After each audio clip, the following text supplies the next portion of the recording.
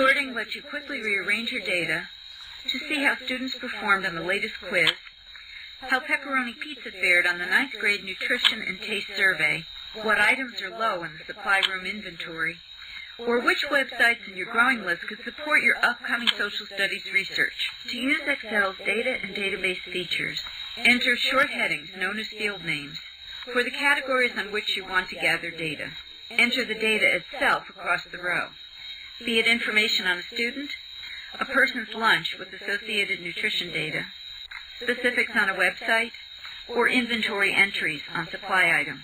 Although you can locate the database anywhere within the spreadsheet, be sure not to leave any spaces within the first row headings, or down the leftmost column, although spaces are permissible within the data grid itself.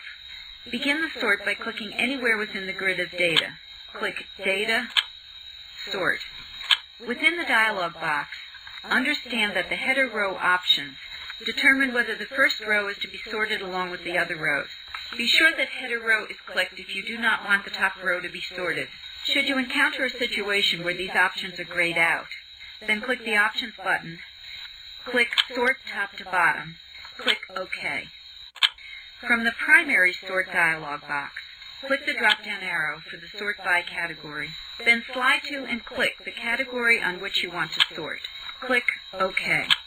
Now you've arranged your gradebook from lowest to highest on Test 1. At times you may want additional sort categories. For instance, to consider the ranking within the boys and the girls, on Test 1, begin by clicking the mouse anywhere within the grid of data. Then click Data, Sort.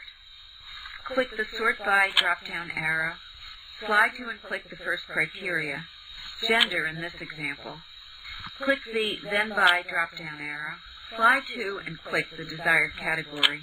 Now to arrange the scores from highest to lowest within this gender-sorted Test 1, you would click the descending radio button, then click OK. You now have the students first arranged by gender, and then by Test 1 grades. Sorting provides a quick, convenient way to see trends or patterns within the assembled information, or to inform the many decisions you make from quantitative information.